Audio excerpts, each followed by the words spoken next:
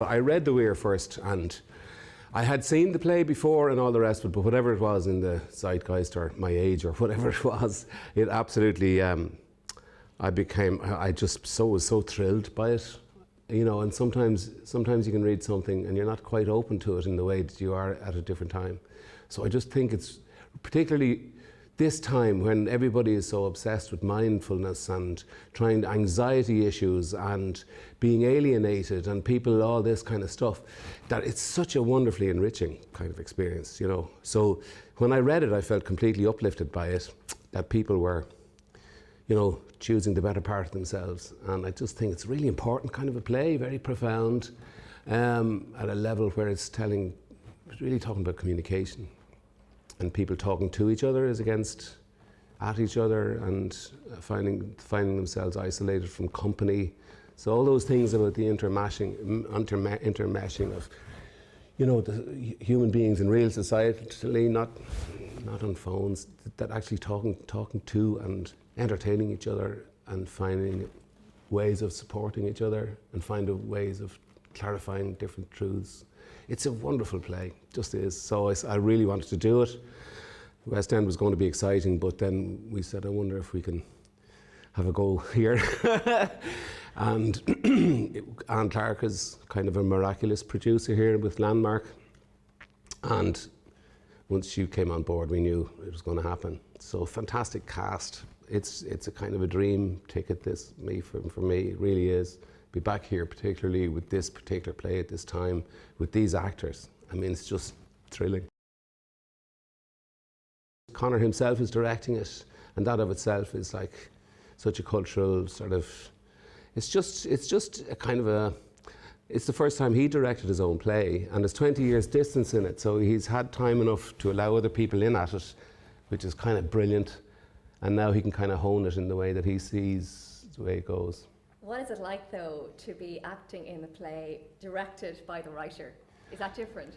It can be. It depends. It's purely down to the person. There's no rule of thumb or anything like that. Some people are really good at directing their own work. Some people find the same priorities in their direction as they did in the writing, which is unnecessary.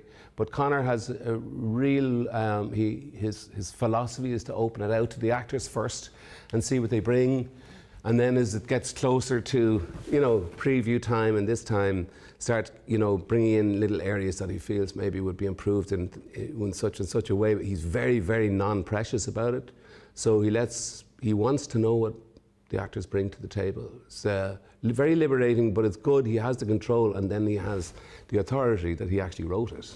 So it's his baby, you know. So you kind of have to, you have to understand that it's a privilege to have it straight from the horse's mouth. You know, you don't need to question this. The intent in writing it was this. So it's all that about. It's a little kind of the creativity between reflecting what he wrote and then trying maybe to bring an aspect to it that is personal to you. It's kind of great. How did you approach, I suppose, the build-up to the monologue? Jack comes across initially, you know, as a storyteller, and you don't realise the deep vulnerabilities in the character. How did you, I suppose, build up to that big, emotionally demanding? You just go into the truth of the story. The story is everything, and it's something I found it difficult to understand when older actors would talk about telling the story. If you tell a story and you live in it, then the story is better told. That's when it's really entertaining. So it's really about being in whatever you're expressing. That's really what it is. It's like, and when the writing is so beautiful, I mean, it really is beautiful, and it's pretty much a perfect play. There's no real need to be tossing about with it. So, you know, Conor's having little bits of fun here and there, putting in little gags here and there that are kind of either visual or just little, you know, it's just we're having fun with it, and he's having fun with it.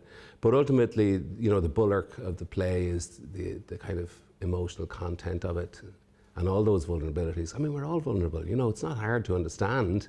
It's a question of whether we let anybody in or not, or whether we're allowed to.